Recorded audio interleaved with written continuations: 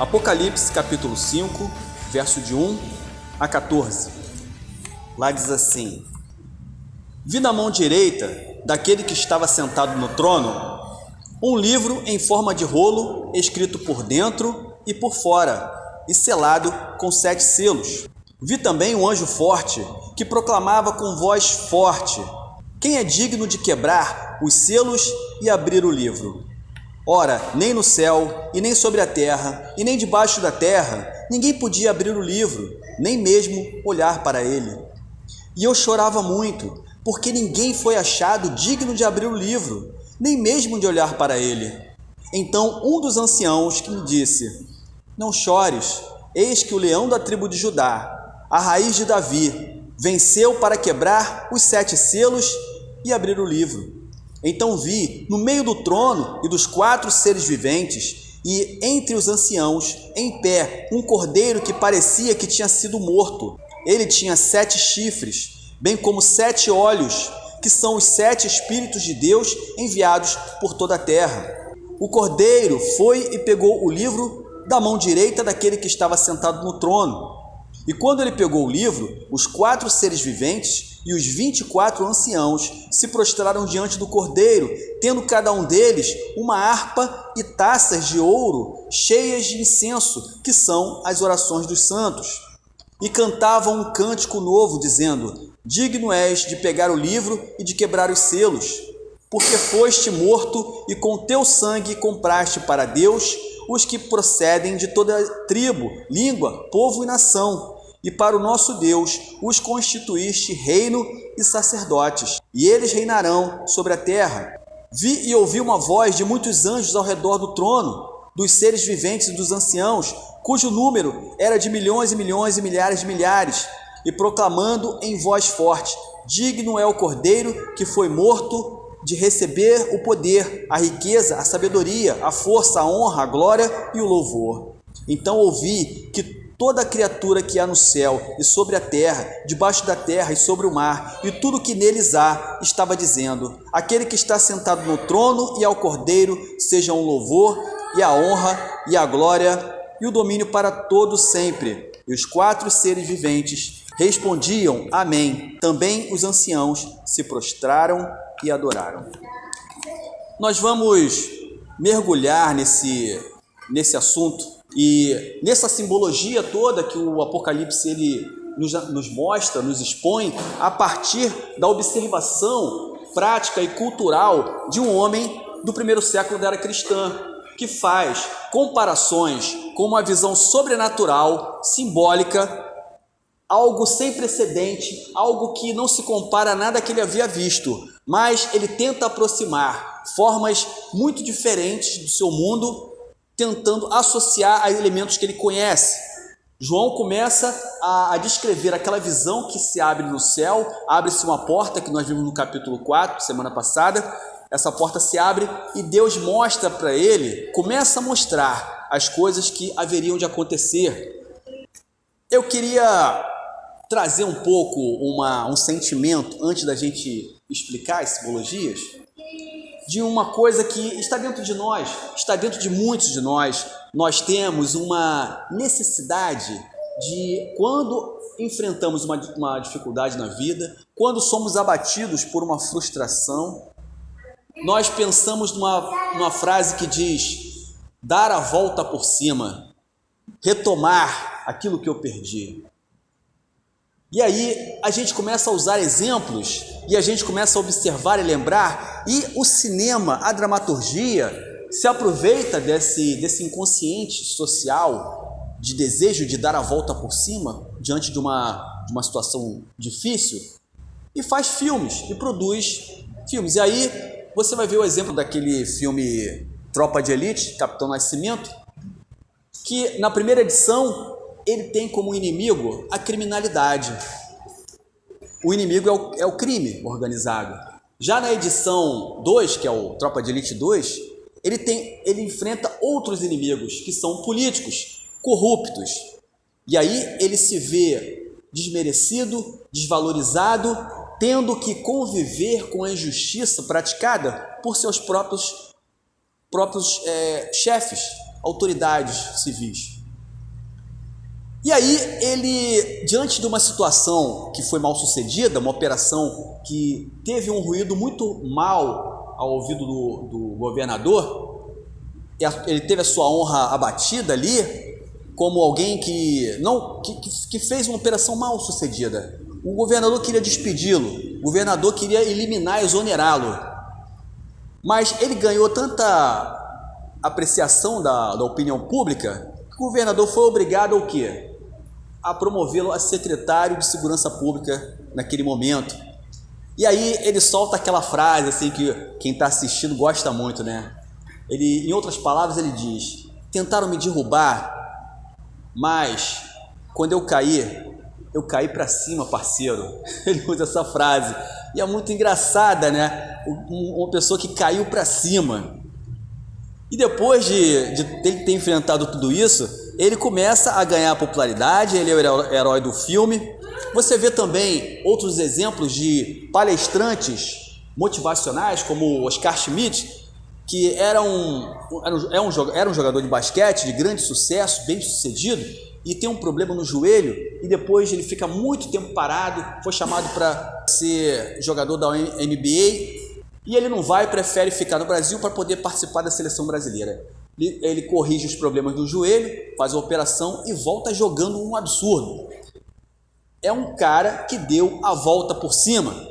E o cinema está cheio de modelos de pessoas que dão a volta por cima. É o sentimento que tem dentro do nosso coração, é a voz que grita da nossa alma, é a voz que precisa ser correspondida, é o desejo que não se cala. A nossa necessidade de dar a volta por cima. O capítulo 5 de Apocalipse vai falar de alguém que deu a volta por cima. Descreve a coroação de Cristo. Mostra as coroas dos anciãos, que simbolizam o quê? A igreja, que colocam as suas coroas diante de Cristo e adoram o Cordeiro, que também é o leão, e os seres viventes, que eram cheios de olhos, aqueles seres viventes, os 4 seres viventes que ficavam em volta do trono na visão de João, representavam o quê? Toda a natureza, os animais que voam, os animais selváticos, os animais domésticos e o ápice da criação, que é o ser humano. E os 24 anciãos, semana passada nós explicamos que na visão de João, que na sua simbologia, na linguagem, no estilo de linguagem judaico, naquele momento, o 12 tinha toda uma significância de povo de Deus. O 12 mais o 12, os 24 anciãos, se juntavam os 24 anciãos, as 24 tribos de Israel da antiga aliança, que era o povo da antiga aliança, e o povo da nova aliança depois da vinda de Cristo. E aí os 12 da nova aliança e os 12 da antiga aliança se juntam, se formam um povo único. De 12 em 12, 24 anciãos, 24 representantes de todo o povo de Deus estavam ali naquele cenário. E aí João vê um livro na mão daquele que se assenta no trono. Nosso Deus estava na mão direita, porque a mão direita para o judeu tinha muita força. A mão direita era a mão de poder, empoderada, que comandava, estava na mão daquele que estava sentado no trono. E este livro estava em forma de rolo, era um pergaminho, porque na época de João não tínhamos essas publicações de páginas que você abre e fecha, mas eram pergaminhos, eram rolos, e esse rolo estava escrito por dentro e por fora, porque era uma descrição longa, muito grande, que compreende toda a existência humana, toda a história humana, toda a odisseia do homem na face da terra. Este rolo era o plano das épocas, a existência da raça humana na terra. E esse rolo, ele tinha 7 selos. Na visão de João, que era uma visão abstrata, era uma visão sobrenatural, era uma visão muito simbólica, muito representativa, entretanto, uma visão verdadeira, uma visão em que ele estava vivendo aquilo, estava vendo e tentando transmitir o que ele estava vendo para pessoas que iam tentar compreender formas que são indescritíveis. E aí João tenta facilitar, certamente para o seu espectador, e Deus, certamente, posso compreender, e assim creio, que Deus estava ali colocando diante dos olhos do seu servo uma visão representativa que ele pudesse também captar a mensagem. Porque não era uma visão plena do céu, profunda de todas as coisas que Deus tem para revelar ao homem. Não era uma parte daquilo, era uma forma representativa, era uma representação, era uma visão. Nesta época, as cartas eram escritas em rolo. As cartas que tramitavam pela Palestina eram publicações caras, se escrevia à mão.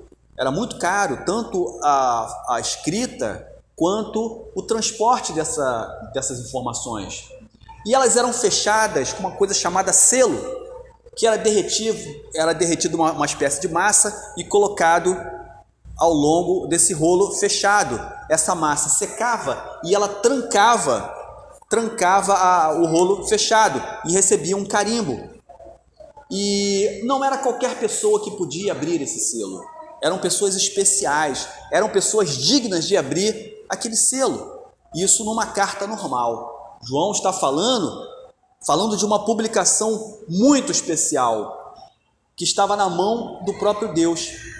E ao olhar para a terra, e ao olhar para toda a planície, debaixo da terra e do céu, a visão que Deus concedia a ele para olhar, ele não via quem fosse digno de abrir o plano das épocas, o plano da existência da raça humana. Ele sente uma agonia, uma tristeza, uma ansiedade em saber que ninguém poderia fazer isso. Ninguém poderia. No verso 4, isso se torna em seu coração uma desgraça profunda. E tanto que ele começa a chorar. Imagine que nós precisamos que tudo que os homens no antepassado, na palavra de Deus, que nós lemos no Antigo Testamento, nós precisamos que aquele sacrifício que eles fizeram, as aventuras que eles tiveram que passar, as dificuldades, as mensagens, as experiências, tudo que ficou registrado, isso precisa fazer algum sentido para mim. Isso precisa fazer algum sentido para os judeus, para a igreja hoje. Eles não podem ter vivido isso em vão. Não podem viver isso em vão. Penso que, ao ver que João chorava, penso que ele imagina também o sofrimento daqueles que estavam sofrendo perseguição no primeiro século da era cristã. Cristãos sendo mortos em nome do Evangelho, cristãos sendo convidados a negar o nome de Cristo para continuarem vivos. E assim poderiam voltar às suas vidas normais. Do contrário, eles eram jogados nas arenas e devorados por leões para servirem de espetáculo, para servirem de um exemplo de castigo dado para aqueles que não queriam adorar o imperador romano como um Deus. Esses cristãos, eles não se dobravam diante de homem algum, eles não se ajoelhavam diante de homens, mas sim somente diante de Deus, e eles foram queimados, eles sofreram. João chorava muito, porque se ninguém poderia abrir os 7 selos, se ninguém poderia gestar ou ser responsável pelo destino da humanidade e cuidar tanto dos antepassados quanto do futuro da humanidade, tanto do povo da antiga aliança quanto do povo da nova aliança, as coisas terminam. É a mesma coisa que voltar ao passado e dizer: Abraão não serviu de nada, Isaac não serviu de nada, Isaías não serviu de nada, Jeremias, seu profeta chorão, você chorou à toa, o seu clamor subiu a Deus, mas no final dos tempos não haverá futuro, não haverá esperança, não haverá continuidade, não haverá eternidade para o povo de Deus. E João chorava muito por isso.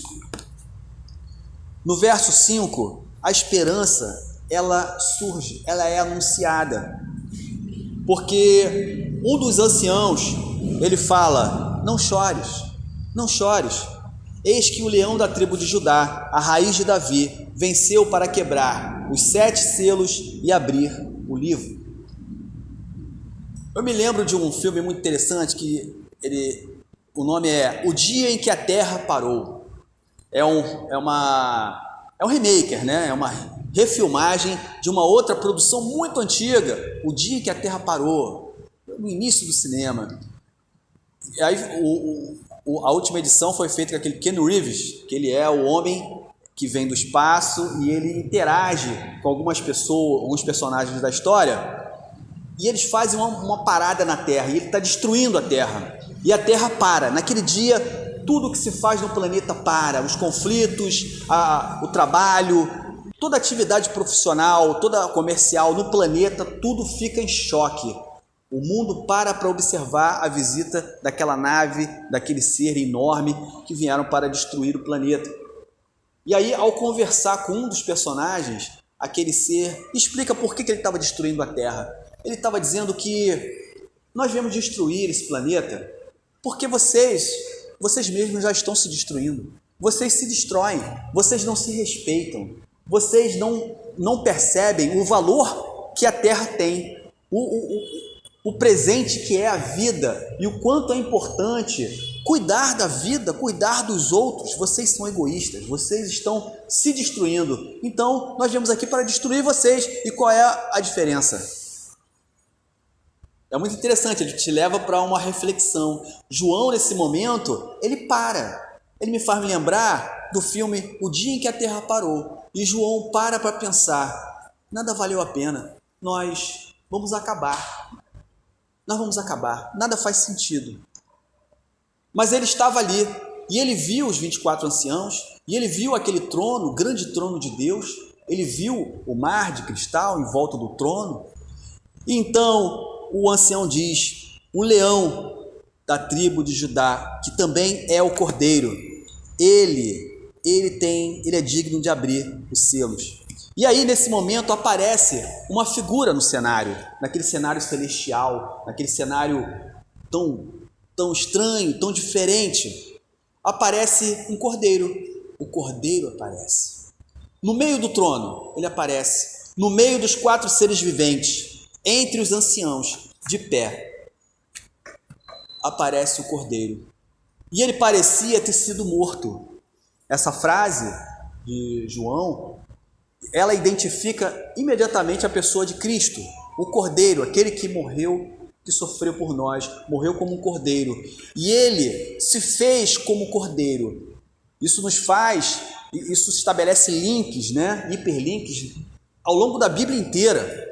E vai lá para o episódio em que Abraão, lá em Gênesis, estamos em Apocalipse, vou citar apenas um hiperlink, que mostra que quando Abraão ele vai sacrificar seu próprio filho, era uma prática de sacrifício da época comum, em que se sacrificava pessoas, até da mesma família, oferecia seus deuses, para que os deuses abençoassem o povo, trouxesse chuva, trouxesse prosperidade e protegesse suas vidas. E Abraão vai oferecer seu próprio filho. Ele ouviu, sentiu dentro do seu coração aquela voz, aquele desejo, e ele obedeceu. Vou oferecer meu filho.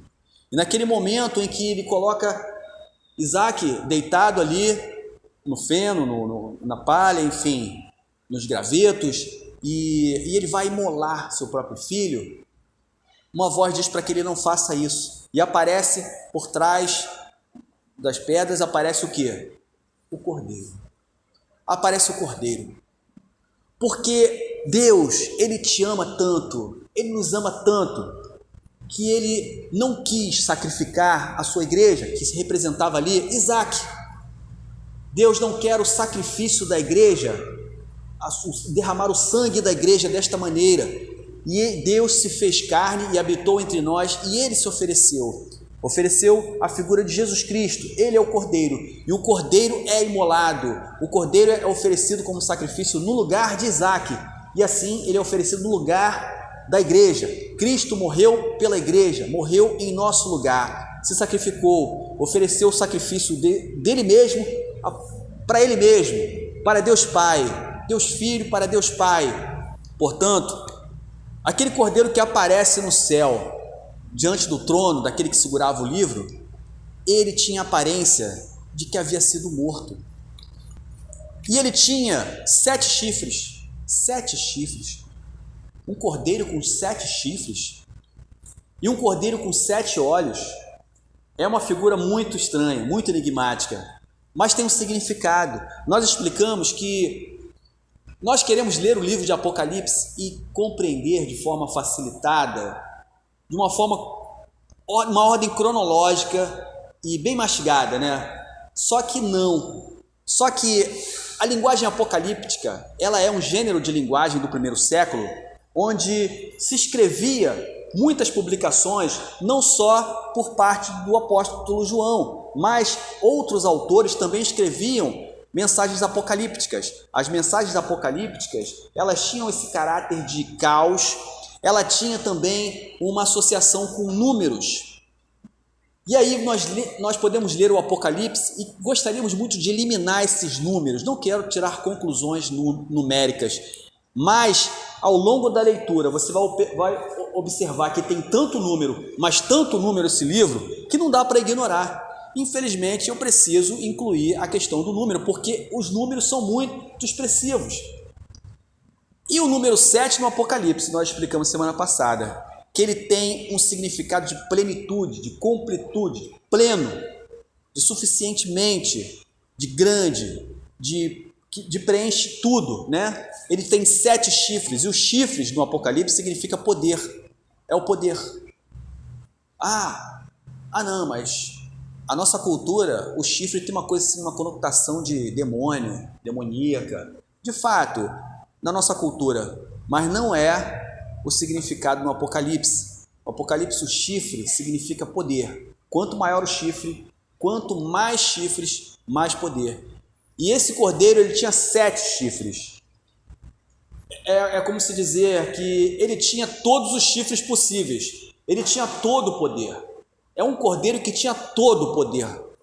E ele tinha 7 olhos, que são, conforme a descrição do próprio livro, está registrado lá, os 7 Espíritos de Deus. 7 olhos, porque ele demonstra a sua onisciência. Ele tudo vê, ele tudo sabe. Esse cordeiro, ele tem 7 olhos. Cristo, ele é onisciente e ele é onipotente. E os 7 Espíritos de Deus? 7 Espíritos Santos? Não, é um Espírito pleno.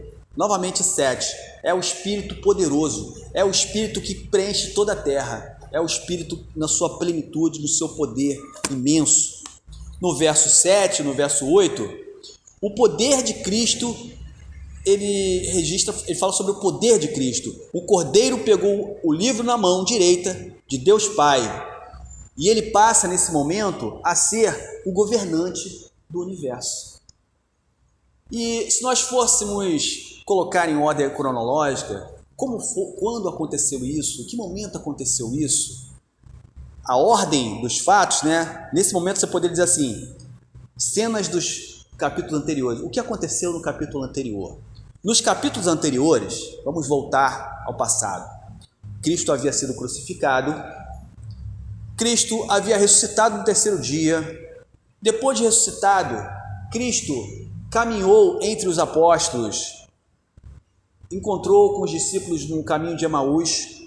Ao longo de 40 dias, ele teve experiências ali. Ele apareceu aqui, apareceu ali, caminhou aqui, apareceu os discípulos na casa. Depois os discípulos ficaram dispersos e voltaram a pescar. E Cristo aparece na praia. E aí eles voltam para a praia e Cristo faz um lanchinho ali, um peixinho para eles. Eles fazem uma ceia. Ele fica 40 dias. E no final desse período, eles se encontram num lugar um pouco alto, elevado, e Cristo, ele é assunto aos céus, ele sobe aos céus, e os discípulos ficam olhando Cristo subir, e ficam olhando e pensando, ele está indo embora, e aí aparece alguém celestial e fala para eles assim: ô varões galileus, por que vocês estão olhando para Cristo, aquele que sobe? Ele mesmo um dia voltará, ele voltará. E os 4 seres viventes, eles se prostram, porque toda a natureza se prostra. Toda a natureza se prostra diante do Senhor. Paulo já fala, lá em um texto bíblico, que toda a natureza geme, clama pelo dia da glorificação dos filhos de Deus. Ou seja, não são só os crentes que esperam a volta do Senhor e a transformação na sua vinda, mas toda a natureza clama por esse momento. Toda a natureza, são os 4 seres viventes. E os 24 anciãos, eles se prostraram também. Todo o povo de Deus reconhece que Jesus é o Senhor. A igreja, a partir da revelação do Espírito Santo, abre os nossos olhos espirituais e nós entendemos que Cristo, ele é o Senhor. A forma de apresentação dos anciãos, cada um deles, segundo o texto bíblico, usava harpa, porque eles louvavam, porque eles esperam com louvor, porque eles dedicam graça, dedicam apreciação e adoração ao Senhor com a música. Cada um deles tinha taças de ouro, cheias de incenso, que novamente tem um significado aí, o Apocalipse mostrando mais um significado do incenso, que são as orações dos filhos de Deus que sobem ao trono de Deus. O incenso significa as orações. No verso 9 e no 10, os anciãos reconhecem a autoridade de Cristo, cantando um cântico que diz: digno és de pegar o livro e quebrar os selos, porque foste morto e com teu sangue compraste para Deus os que procedem de toda tribo, língua, povo e nação, e para o nosso Deus os constituíste reino e sacerdote, e eles reinarão sobre a terra. Eles reinarão sobre a terra. Existe um reino sobre a terra. Existe um reino. E quando foi que começou o reino? O reino começa a partir da própria declaração de Jesus Cristo. Várias vezes ele menciona: o reino está entre nós, é chegado o reino de Deus. Jesus Cristo declarava isso quando ele havia chegado. Outras vezes ele diz: o meu reino não é deste mundo, para aqueles que esperam ver um rei cheio de pompa, andando, parecendo muito e sendo glorificado por todas as pessoas comuns. O reino não é deste mundo, mas enfim, mas ele está neste mundo. É o reino de Deus, e ele tem um corpo, e o corpo desse reino é a igreja. O corpo desse reino é a igreja. Os anjos também reconhecem a autoridade de Cristo. Lá no verso 11 e 12, e ouvi uma voz de muitos anjos ao redor do trono, dos seres viventes anciãos, cujo nome era de milhões e milhares de milhares. Milhões e milhões e milhares de milhares. Olha que visão. Olha que visão. E eles diziam em grande voz: digno é o Cordeiro que foi morto de receber o poder, a riqueza, a sabedoria, força e honra, glória e louvor. A criação reconhece a autoridade de Cristo também. Porque ele diz: então ouvi que toda criatura que há no céu e sobre a terra, debaixo da terra e sobre o mar, e tudo que neles há, estava dizendo: aquele que está sentado no trono e ao Cordeiro sejam louvor, a honra, a glória, o domínio para todo sempre. No verso 14, a criação e o povo de Deus proclamam, e os 4 seres viventes respondiam: amém. Também os anciãos se prostraram e adoraram. É uma visão de quem? Daquele que deu a volta por cima. Cristo havia sido envergonhado, ele sofreu, apanhou, foi desprezado pelos judeus, pelos romanos. Em sua crucificação, ele se humilhou, mas ele precisava pagar o preço do nosso pecado na cruz e mostrar, através dessa atitude, o amor que ele tem por nós, o amor enorme, incondicional, de dar a própria vida por alguém. A Bíblia diz, não existe amor maior que esse, de alguém dar a vida por alguém. Cristo deu a volta por cima. Cristo trilhou o caminho da oração e da obediência. Então, através do exemplo de Jesus Cristo, aquele que deu a volta por cima, podemos aprender a aplicar toda essa vivência que ele teve para podermos prosperar na nossa vida, superar nossas dificuldades, passar por momentos de dor, ao exemplo de Cristo. E o que foi que ele fez para conseguir dar a volta por cima? Em todo o tempo, em toda a dificuldade, em todos os momentos difíceis que Cristo vivenciou, ele teve a oportunidade de desistir, de parar com tudo, de descer da cruz, ou de nem subir na cruz, ou de dizer: eu não vou fazer tamanho sacrifício por esses ingratos, não preciso, não tenho necessidade, eu posso voltar para a glória e assumir o meu lugar, porque ele poderia dizer, eu estou desde o início dos tempos e eu volto para lá, simplesmente. Mas não, ele trilhou o caminho da obediência, e o caminho da oração. Por muitas vezes, Cristo parou para orar, para nos ensinar. Ele parou para se conectar com Deus Pai e mostrar através desse exemplo que através da oração nós conseguimos força para viver, conseguimos ir na direção certa. Qual é a direção certa a seguir? Será que eu devo fazer isso? Pastor, na segunda-feira eu tenho uma entrevista de trabalho. Qual é a direção? A direção é ir aproveitar essa oportunidade ou esperar a próxima? Qual é a direção? A direção é a oração. Pastor, será que apareceu uma oportunidade de me mudar? Ou apareceu uma oportunidade de eu sair desse lugar e fazer outra coisa, mudar meu ministério? Qual é a direção, pastor? A direção é a oração. Oração e obediência. A direção é a oração e obediência.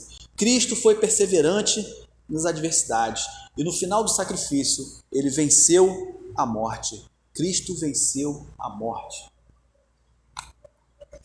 Os crentes deram a volta por cima quando João estava ali diante de toda aquela visão e foi esclarecido para ele que o plano das épocas estava salvo nas mãos do Cordeiro que também é o leão da tribo de Judá. Cristo foi glorificado no céu, por isso ele pode cumprir tudo o que nos prometeu. Aquele momento foi muito importante. João precisava ver aquilo, porque João viu aquele homem que falava palavras bonitas e curava tantas pessoas, viu aquele homem morrer numa cruz e sangrar até a morte. Viu aquele homem ser envergonhado diante de um império. Cristo foi glorificado no céu e por isso ele pode cumprir tudo o que nos prometeu. Quando ele diz: vou para o Pai e vou preparar um lugar para vocês. Para onde eu vou, agora vocês não podem ir, mas eu voltarei e levarei vocês para que aonde eu estiver, vocês estejam também. Num lugar onde viveremos eternamente com o Senhor. Cristo nos deu a vida eterna. E ele, para terminar, e ele pode fazer isso. Jesus Cristo diz: aquele que me confessar diante dos homens, eu confessarei diante do Pai. Aquele que me negar diante dos homens, eu negarei diante do Pai. Ele disse que é assim. Jesus disse que é assim. Basta você crer em mim, confessar o nome do Senhor Jesus como seu Salvador e você será salvo. Ele pode fazer isso? Ele pode determinar essa lei? Ele pode, sabe por quê? Porque ele tem todo o poder. Ele tem 7 chifres, ele tem 7 olhos. Ele tem todo o poder no céu, na terra, debaixo da terra e no mar, porque ele é digno de abrir os 7 selos e tomar sobre as suas mãos o plano das épocas, o plano toda a existência da humanidade está na mão dele. O livro da vida está na mão dele. Então ele pode decidir que a maneira de salvação é essa: acredita no Senhor Jesus como Senhor e você será salvo. É o que ele decidiu, porque ele pode. Ele tem todo o poder, toda a glória. Crê em Jesus e você será salvo. Amém? Se hoje essa chuva